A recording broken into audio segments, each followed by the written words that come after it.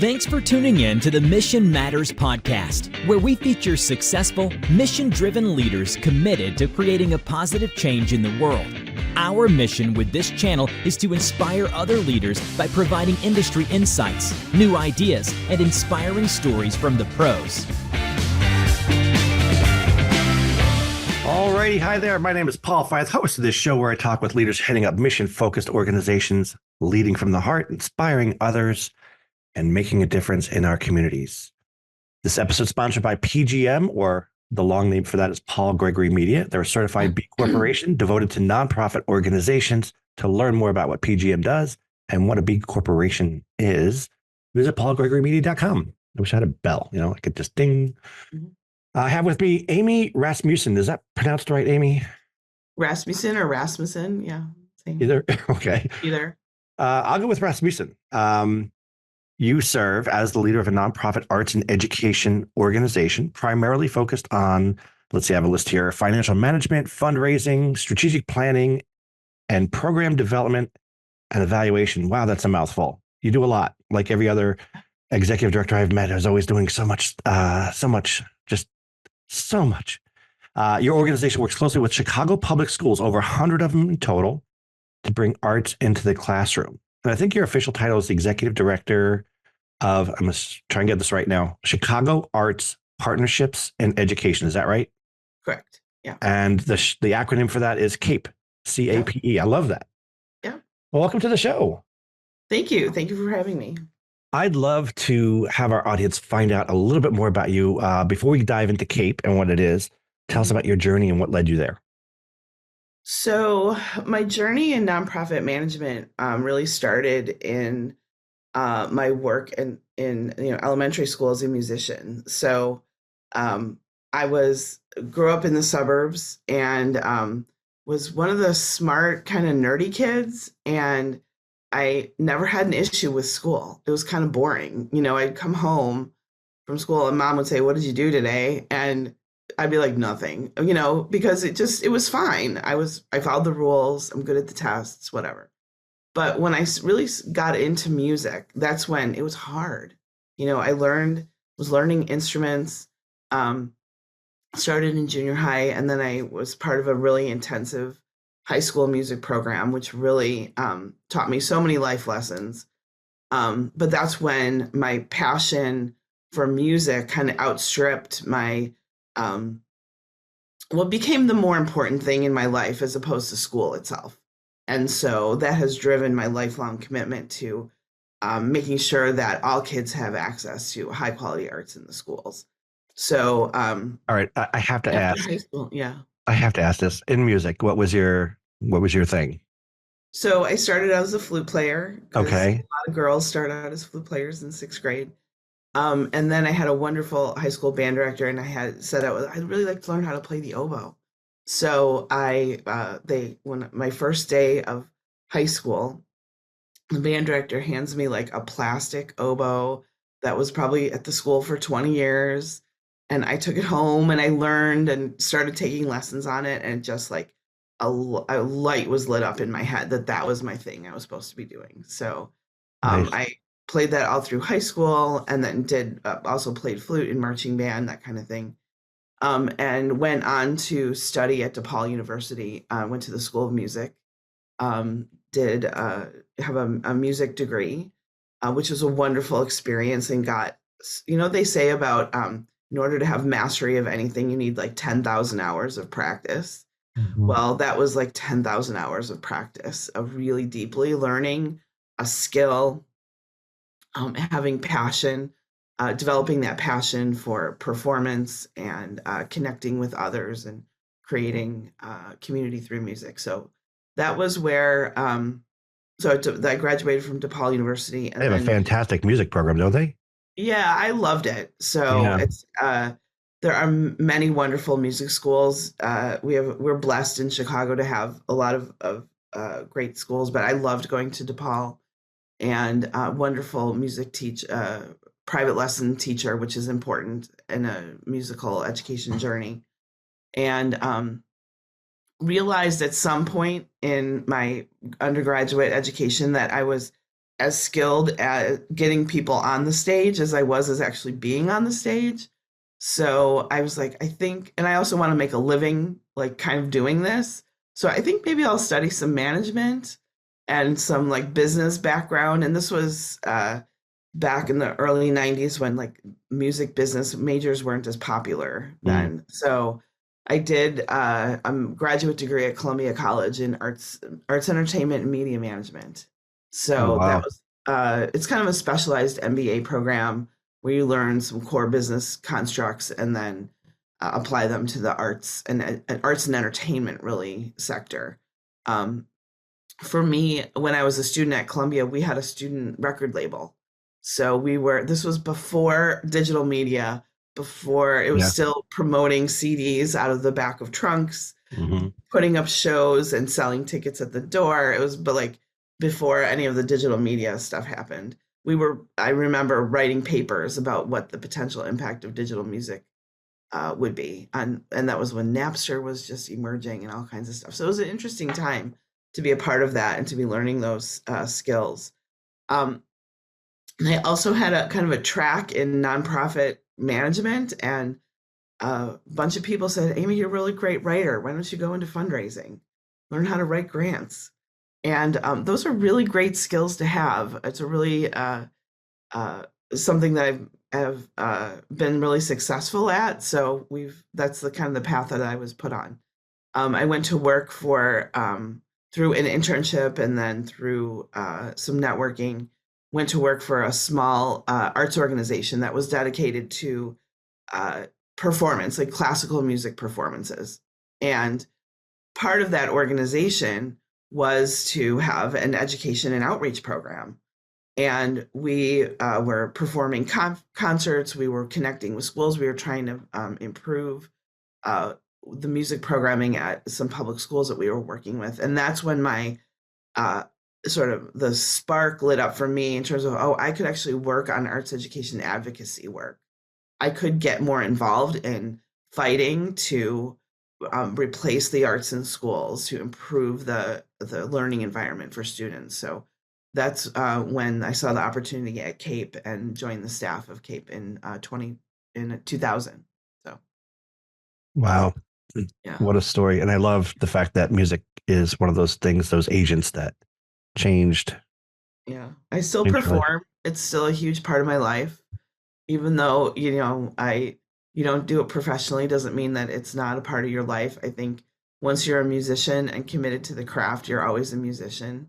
I Yeah. don't like the artificial breakdown between a professional and amateur or community artist or whatever. I think that those are all false narratives that we tell ourselves as artists in conservatory environments that are Mm. unnecessarily hierarchical. Anyway, That's close. yeah, that's close.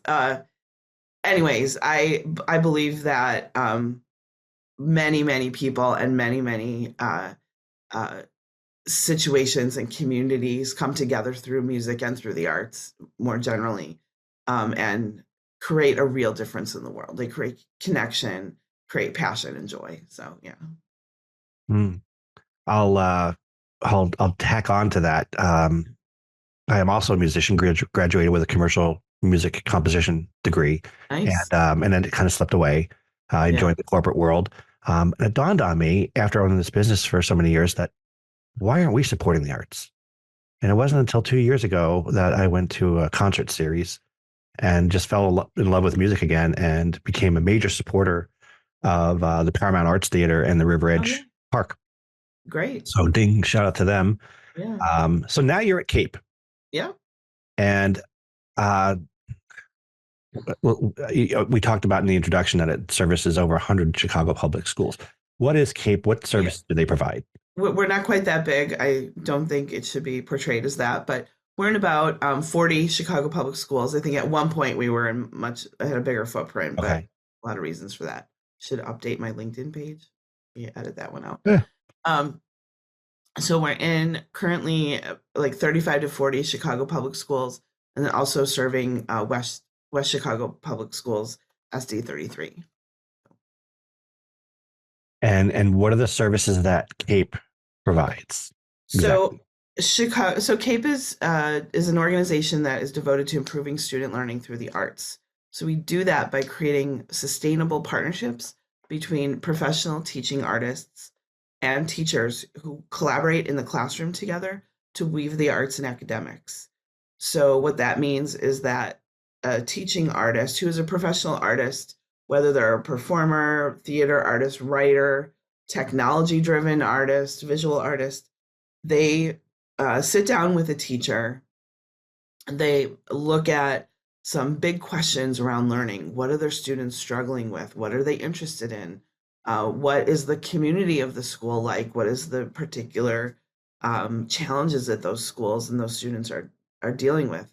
And then they design a lesson.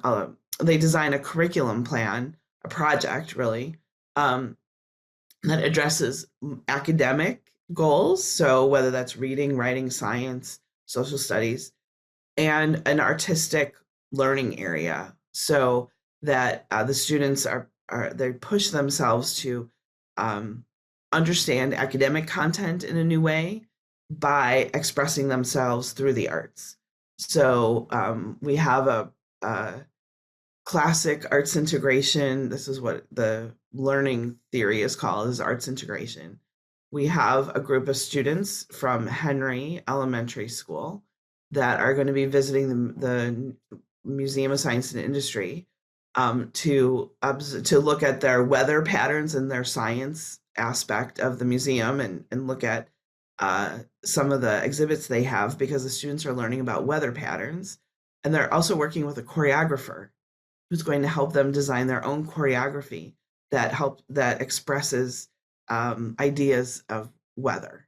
So who knows what they'll come up with? It's always interesting, but that's sort of the kind of a really simple explanation of what we do. So Okay. And so you're writing also the curriculum. So the teachers, so we have some curriculum frameworks. The Mhm. teachers and the teaching artists write the curriculum themselves. CAPE does not, we have examples, we have structures and frameworks. We do not give them a packet and say, here's your lesson 1, day 1, lesson 2. That is not, we believe that teachers have the ability and need to flex those muscles in designing curriculum for their students that is responsive to their needs. And the artists will always continue to push they're going to always continue to develop their creativity. So they need freedom to try new things and experiment with the new teaching strategies in the classroom. So that's why we don't have a prescribed curriculum. Okay. We have frameworks and guidelines, and we also, as part of our work, the teachers and teaching artists document what they're doing. So they're constantly sharing images and written work and examples from the classroom, and so that it is documented and can be used to further the field, so that we use that in professional development settings the next go around, so that teachers and artists are constantly learning from each other. So Very cool. Yeah. The question that kind of pops into my mind is, how big is your staff to do all this and work with these 40 plus schools? Yeah. Our budget is around $2 million. We have a staff of 7 full-time staff members, couple consultants that work with us also, and then we have about 70 or so teaching artists that are working in our schools at any given time. So Wow. Yeah. Good for you. It brings to mind too, and this is just going to be a shout out to Dylan Ladd and the Illinois Conservatory of the Arts. I think it's of the arts, or is it for the arts? It's for the arts. Illinois Conservatory for the Arts. Okay. ilconservatory.org. Make sure we put that on our website too. And this is a school that they're building from the ground up, and it's a theater. Well, not just theater, music, arts, everything. K through 12, I believe. So that's an interesting concept to bring to the Chicago suburbs. Yeah. I'm also wondering if you ever heard of, as we talk about, educational change and curriculums, have you ever heard of Catalyst for Educational Change? No. Okay, they're a national organization too. That they're constant. The typical focus on STEM, as we were talking about earlier. It's like Yeah. they're trying to work with schools and systems to Mhm. meet the needs of the child, really, Mhm. in a very, very proactive and effective way. Okay. So some good work there. Maybe there's a connection there. Um, all right. So in your time, you have you have a $2 million budget and a staff of 7. Mhm. I'm sure there's challenges that you face, and I know we started talking about one of those challenges that you're facing pretty much every day. So let me sort of think about it in a couple different ways. The Mhm. biggest challenge that we face is um, centering the arts in the classroom in a continual way in the face of an overly structured school system and school day that emphasizes math and reading as in and just like rote learning skills, which are important. And that's I'm not saying that they're not more important, but I think the thing that drives students education, the thing that drives student passion for learning, which is what I think we want as a society, is we want people who are interested in something else. They're interested in learning. They're interested in being uh, in learning from other people. They're interested in community and committed to, public service. They're committed to their being a part of something bigger than themselves. Um, I think the biggest driver for sparking that in students is the arts, because it's a way for students to come together, whether it's through collaborative projects, community driven projects, a classroom based work that helps them negotiate the world, helps them understand their place in the world. It gives them a way to express themselves that is uniquely their own, that isn't answers on a worksheet or a response to an essay question, right? And Mm. so that is the challenge I think that our teachers face. I think it's a challenge that principals who are constantly trying to balance the administrative structured requirements with knowing what their students need. Um, I think that social emotional learning that is needed among our young people is extraordinary. I think it's definitely amped up with the rise of social media and use of technology in education. And that's a whole other conversation about what that means for for education going forward. But I do believe that the arts are an untapped resource for our schools and should be more present in the schools every day. So, I know a lot of people know this, principals, administrators, mhm. parents, they know that Yeah, when a student is involved in the arts yeah, and that it ignites that passion of theirs, there's other things going on. First of all, to have that kind of, you were in marching band, so you know what the schedule's like. hmm, It's rigorous. I think it's harder than being on a football team. And yes, agree. yeah. So, and then there's a time management component of that, right? So you're learning time management at a much more advanced rate.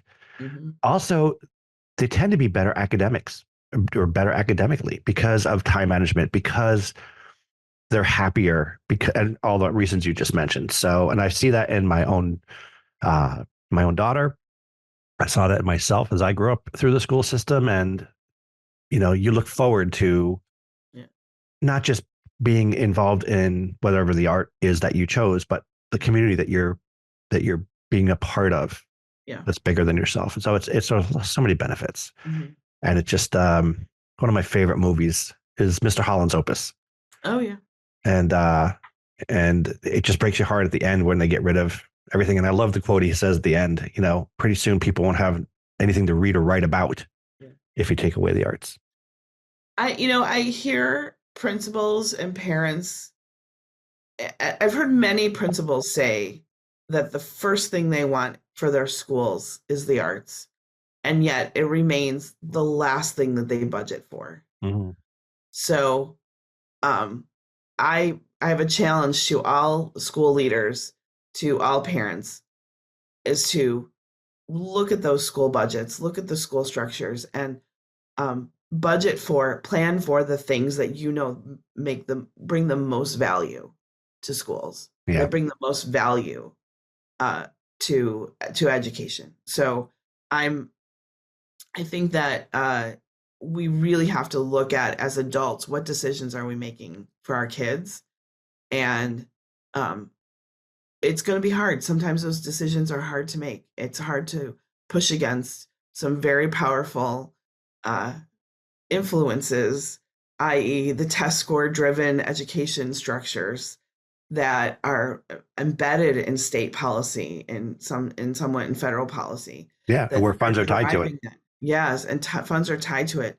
I challenge all school leaders to kind of have to fight against that, or have a mindset of prioritizing things that really create value for students. So, well, speaking of that, and I hate going into political conversations, but I'm just curious.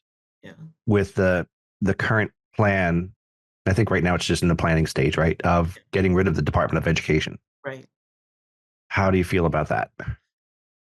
So I think it's really important that people have an understanding of what the U.S. Department of Education actually does. Mm-hmm. I think it's a convenient political football, and yet people don't understand what its function is in typical schools. The main mission and we have no federal education policy. It is state driven. So your local property taxes, your local state income taxes are going to fund schools primarily. The federal government plays a role in building equity. So that means high need schools, students with learning differences. The federal government supports programs to lift up those students. Okay. So it's an important aspect of funding. It's for high need school districts.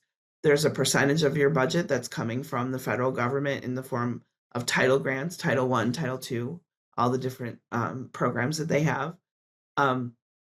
But I think the U.S. Department of Education isn't dictating curriculum.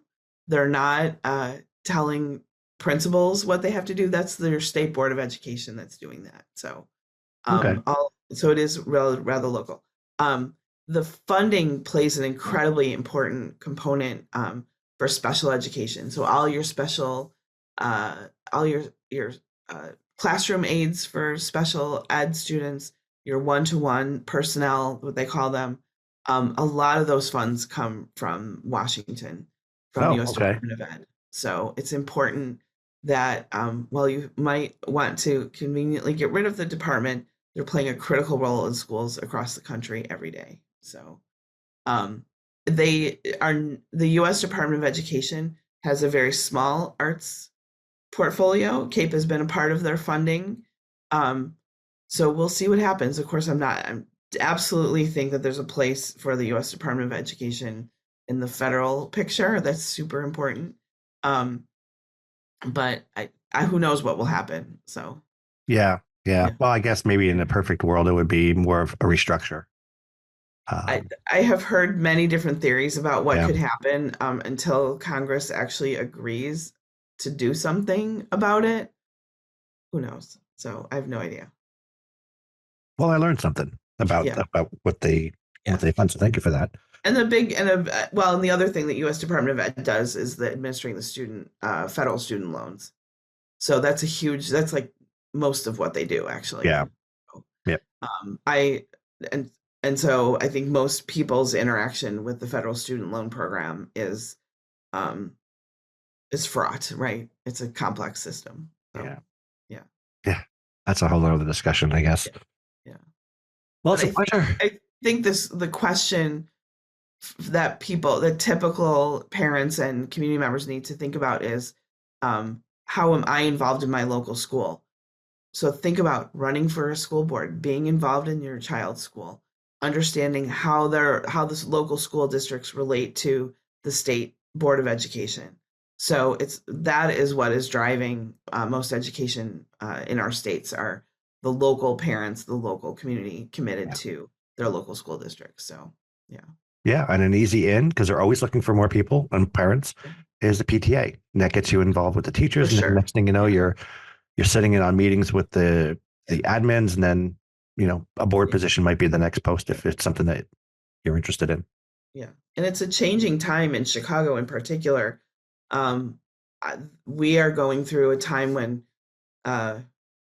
we are going to now have an elected school board. So we've just had our first wave of I think it's 10 new school board members that will become a part of the school board in January. And eventually it's going to go, I think, to 21 elected members. So we're going through a time of change in Chicago. We had a mayoral control model school district for a long time, and that's changing. So, yeah.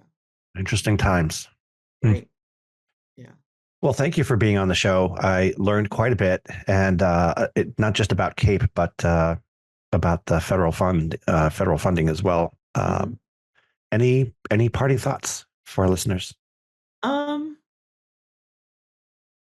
I don't really think I have. Well, I have a lot of stuff I could still talk about, but I think if you want to keep this short, it's probably fine. So, all right. Well, thanks for being on the show. I truly appreciate it.